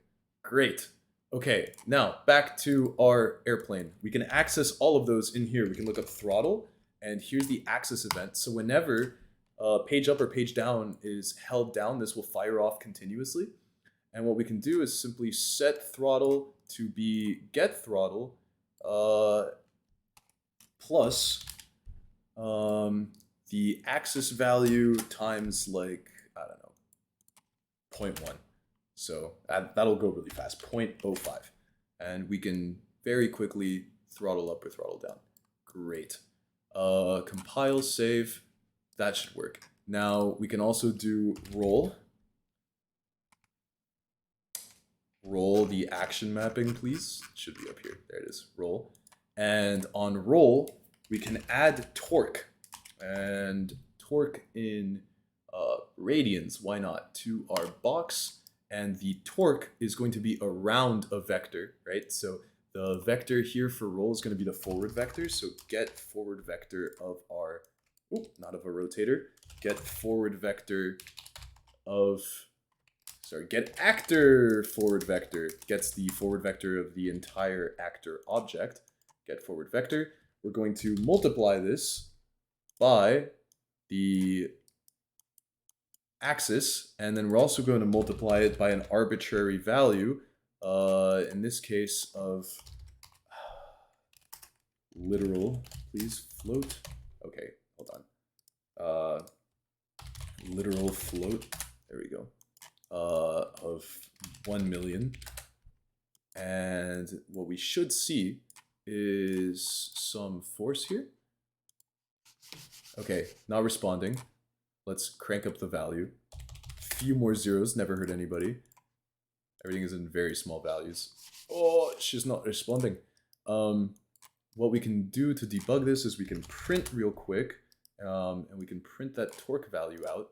Save, play.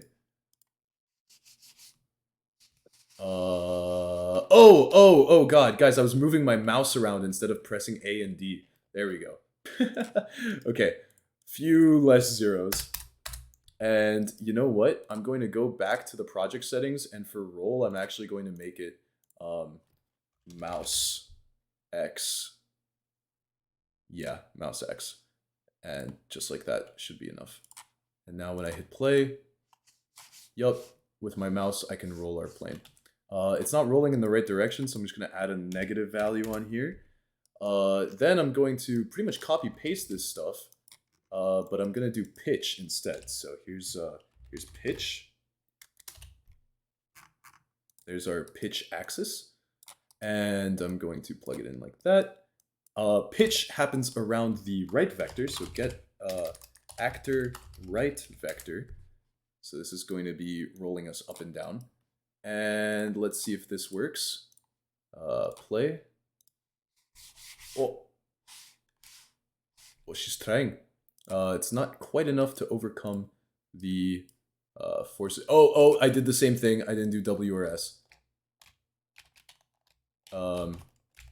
Okay, what I'm going to do is crank up the value significantly. So let's try a few more zeros until our plane just launches itself. There we go. There we go. Okay, not quite as many zeros. I know the zeros look ridiculous, guys. I know. We'll get over that. So it's definitely working, it's just not visible. Great. Next, I'm going to go to the aircraft, and I'm going to turn on dampening. I'm going to turn on linear dampening. Crank this up to like 0.09 or something. This is like a drag force, but it's linear. It's not squarely proportional to our velocity. And angular dampening will prevent us from spinning out like crazy as well. So I'm going to change this to like 0.008. This vaguely simulates the effect of aerodynamic stability. And now, if we just spawn up here, oh, let me get rid of the player start and fly up here. Now, oh, okay, let me do page up.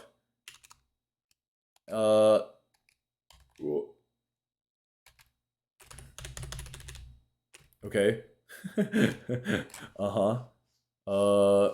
Okay. Doesn't feel great. Doesn't feel great yet. That's also because my pitch is on W and S. Let me change this to mouse Y. There we go. And now mouse Y should control my pitch as well. Let's try this. Okay, great. Yup. That all reacts kind of appropriately. Let me hold page up. Oh, we have nothing attached to our thrust. Right. So on event tick. On event tick. Tick. Let's add force to the box. Box, add force.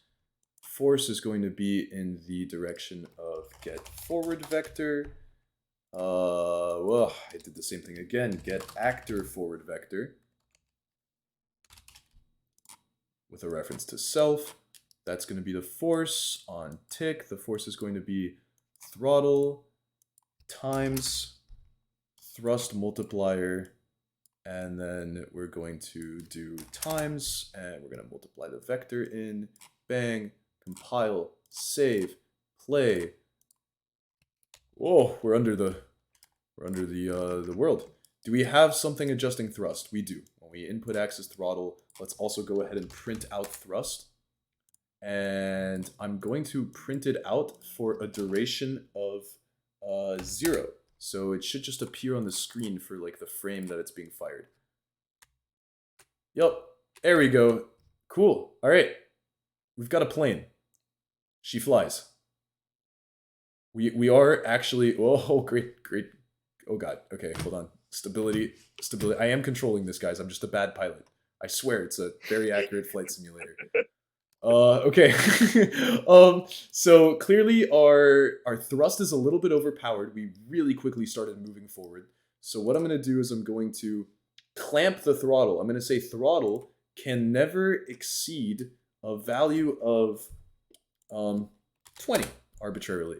And the thrust multiplier, I'm going to reduce this by a factor of 25% or 75%, I guess. And now, start pressing page up. There we go. And we're flying. Now we're kind of Tokyo drifting here. Like the fact that we can turn around in the opposite direction of our thrust vectors is pretty wild and very quickly start moving again. That's partly because of linear dampening. In real life, our wings would have snapped off. So to give a more realistic effect, we can crank up that linear dampening quite a bit. Where was that? Right here under physics, we can do this like 1.5. We make angular dampening also have a value of, oh wait, hold on, 1.5 is really high, 0.8. And then angular dampening can also be like 0.3. It's going to make it a little bit harder to fight with the torque. But now, oh, there we go. Now we're flying. Very nice. Oh, it's just, yeah, Tokyo drifting a bit. If we wanted to give this more accurate flight physics, we could do things like sample the velocity on the wings and then create like a lift force. And the lift force would be proportional to our velocity. And a drag force that's squarely proportional to our velocity. And you very quickly get a very basic little flight simulator. So this is pretty cool. We've made an airplane that works. We can start keeping track of something like score. So we did that in just about 10, 11 minutes there. Let's see what else we can do.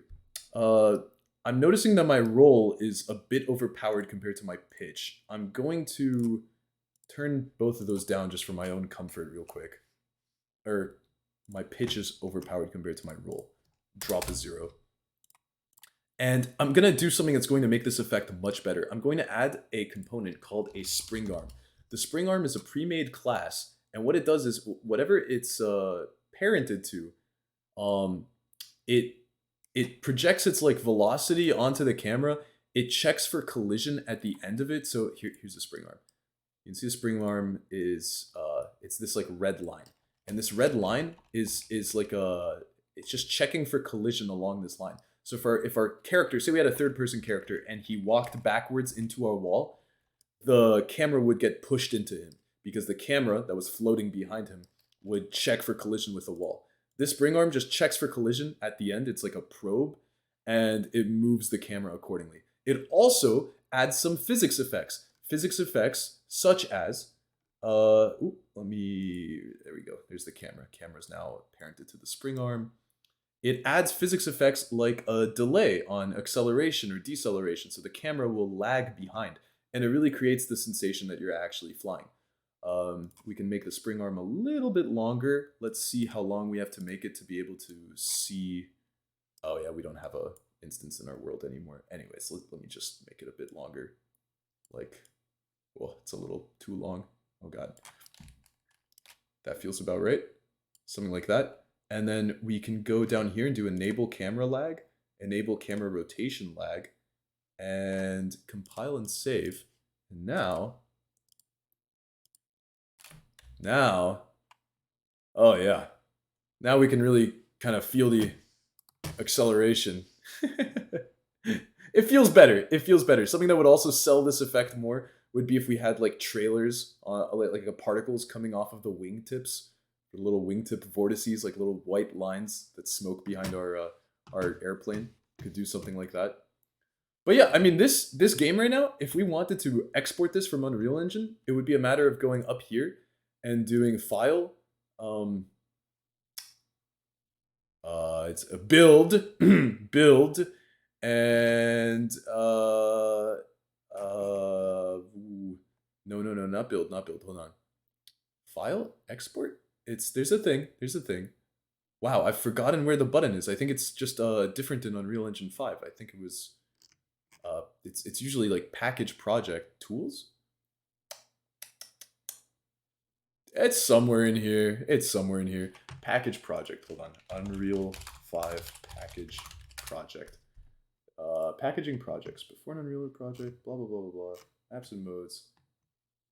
It's under file. File. That's where we just were. Save. Export.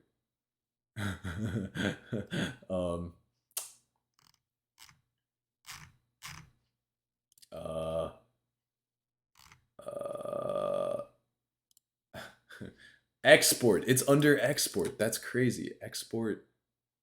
Package that's what. Hold on. I'm just Jesus Christ. What's up, guys? Welcome to new Unreal Engine 5 tutorial, and today I'm gonna show you on how to export, package, build, however you want. That's crazy. I actually cannot find the button. Platforms, guys. It's right here.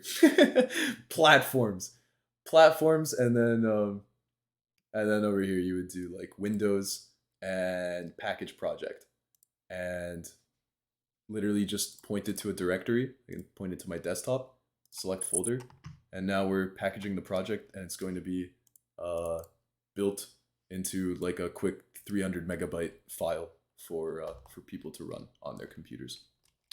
So this is an introduction to programming in Unreal. This is how things are done in Unreal. You can do things with C++. We can add a couple more features. One thing that I didn't cover today that I think is really important is blueprint to blueprint communication. I'm not going to cover inheritance. I could cover inheritance, but blueprint to blueprint communication is very important. So let's make another blueprint class, and I'm going to call this is going to be an actor, which is just an interactive object in the world. That's what that is. And I'm going to call this goal ring, goal underscore ring. And goal ring is going to be a, oh man, do we have any shapes that look like big circles? I don't think we do. I'm just going to make it a sphere. And we can make the sphere be really flat like this, and people just have to fly into it. Perfect, great. And I'm going to go to the event graph, and whenever an overlap event begins, so overlap overlap, event actor begin overlap. This is going to be the other actor. We don't know what type this other actor is. We just know that it's an actor. We have to cast it to something if we want to know what type it is. This is one of the core differences between Unity and Unreal Engine. Is in Unreal Engine, oh, getting some Discord messages. It's from a friend. In Unreal Engine, actor to actor communication, blueprint to blueprint communication is a little bit trickier. In Unity, it's less. I think it's a slightly less performant in Unity, but in Unreal Engine, they really want you to get like direct references. That's not to say Unity is less performant. They just have like a fundamentally different way of storing all the objects in the game world.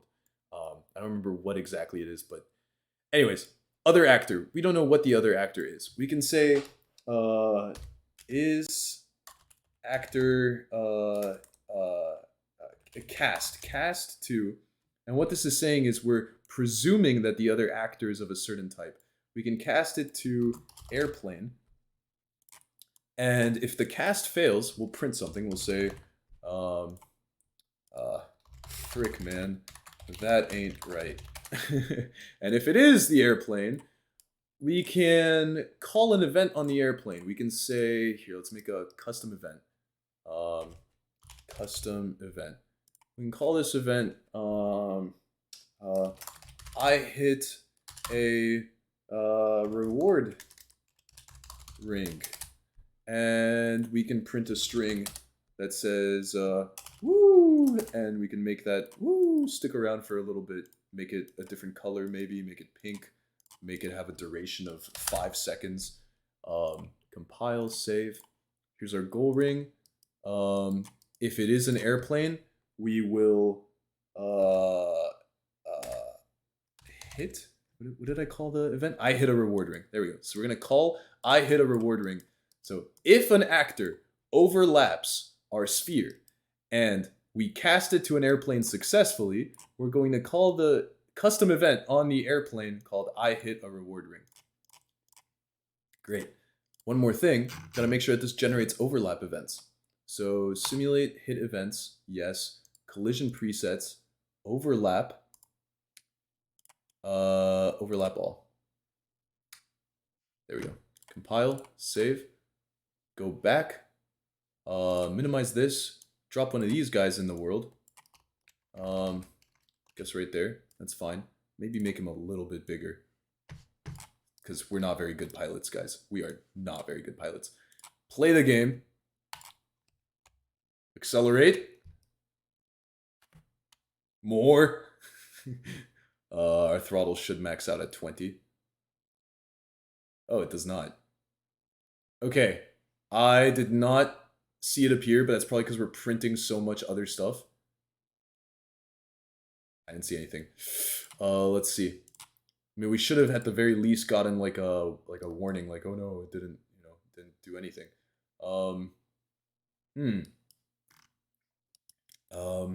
We can.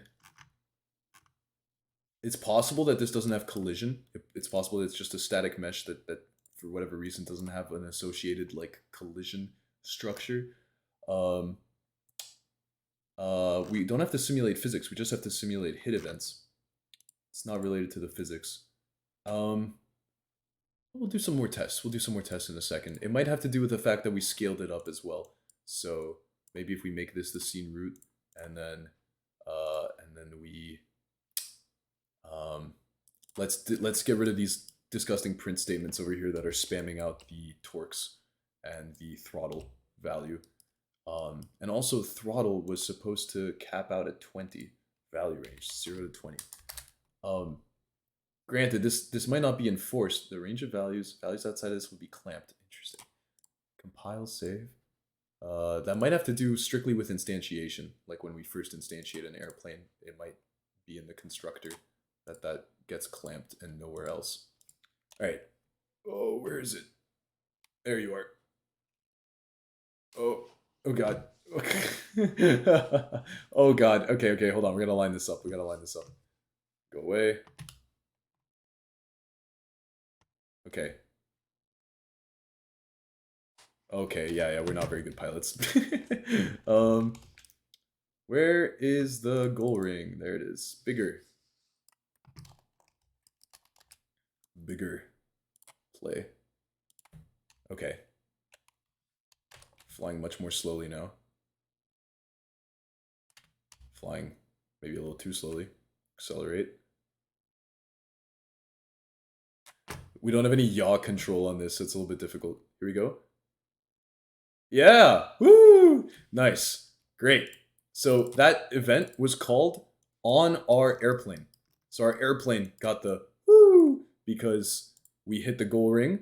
The goal ring generated an overlap event. We cast it to the plane. So see, from here, if I tried to do I hit, there's no I hit a reward ring. You know, we don't know that this function lives on this random actor. This could be anything. This could be the sky blueprint. This could be volumetric clouds. This could be a terrain. This could be a tree. It could be a bullet. We don't know what it is. But when we cast it to my airplane, we're saying, hey, pretend for a second, you know, bear with me, hypothetically, if it was an airplane, call the function. And if it isn't an airplane, tell us, you know, frick, that's not good. Does that make sense? That's casting is a pretty important thing.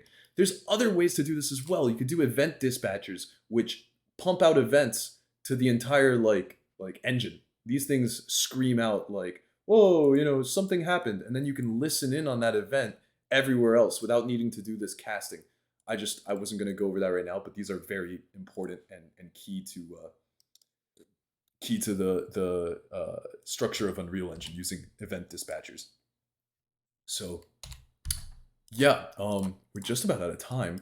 The only thing left here is saying like we could store a score in our gameplay state class. So if we made like a state, what is this? Game state. Oh. Gameplay. Okay, hold on. Gameplay miscellaneous. It's under here somewhere. If we go to project settings, when we saw up here the maps and modes under game state class, we can change this. We can make our own game state class. And then this is our game state class, and you can see it has like a 3D viewport, but in reality it's you're not supposed to have any like 3D items. All that matters is what's stored over here and the variables. So we can have a variable in here called player score. And player score can be an integer.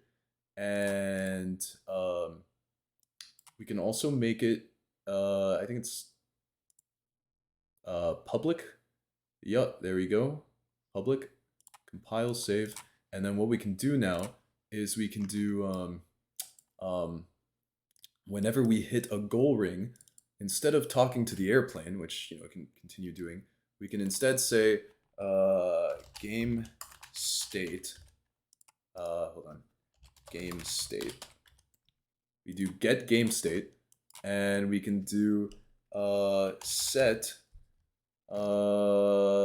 score. Where's player score? Player. Oh, we know what. I'm sorry. Hold on. Cast to new game base state. So we don't. It doesn't know, but we can trust this even more. We can absolutely guarantee it. And then we can do set score, set player score, and we can do set the player score to get player score plus 1. You can also, there's also increment player score, right? We can do increment, and this is like a nice little macro that does that for us. So player score plus plus. Compile, save, and then game state, we can say, I don't know if we can bind an event to player score changing. Like optimally, we would have created our own getter and setter if we wanted to control the player's ability to adjust player score. But we can certainly fire off an event right here and just do print, okay, excuse me, print string, print the score. Play. It's on my other window. Whoa, here we go. Page up. Oh.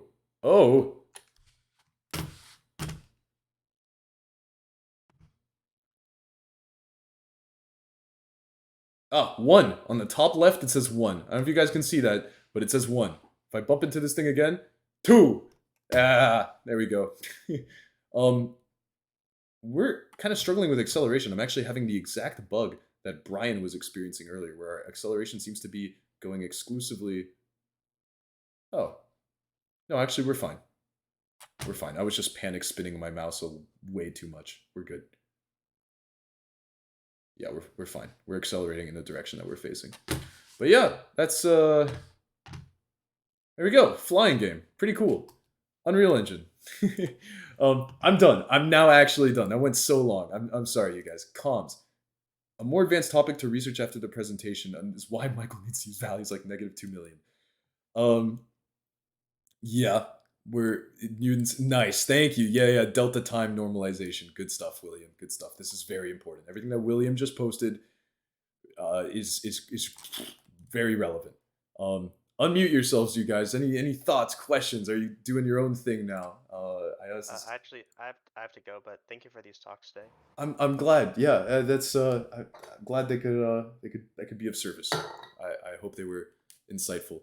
I'll be posting them to YouTube.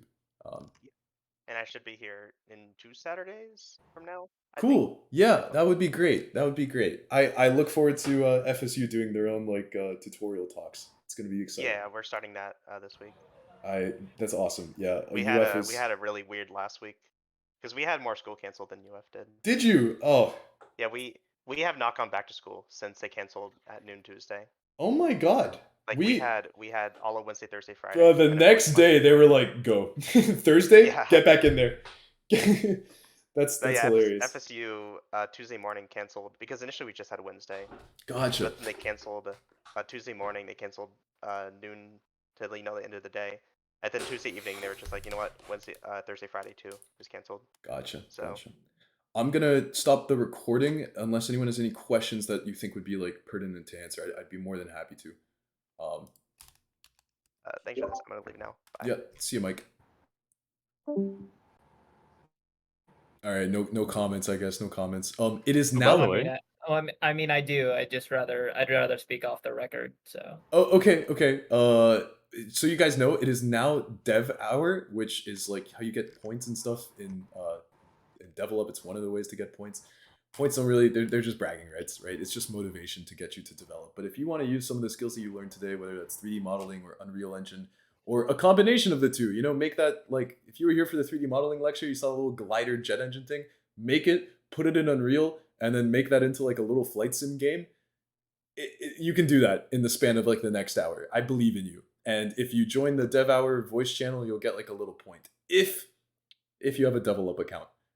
To make one, you just right-click anywhere, do apps, create account, and all it is it's just we have a website and it connects to your Discord, and it doesn't all it does is it associates your Discord with an account. We don't even store a username and password. We just go off of your Discord credentials. So not that we get your Discord credentials. It's OAuth. It's login with Google. But yeah. Anyways, you guys should do that, and then you should show off what you make in the show off channel. Probably in your school server. The UF show off channel is always popping off. We've had 4 posts in the span of the time that I've been talking today.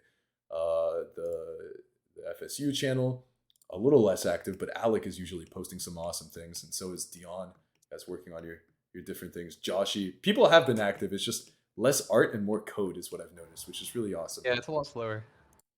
No, but it's code. It's code. It's it's less visual. We have one of our goals this semester is get more artists involved.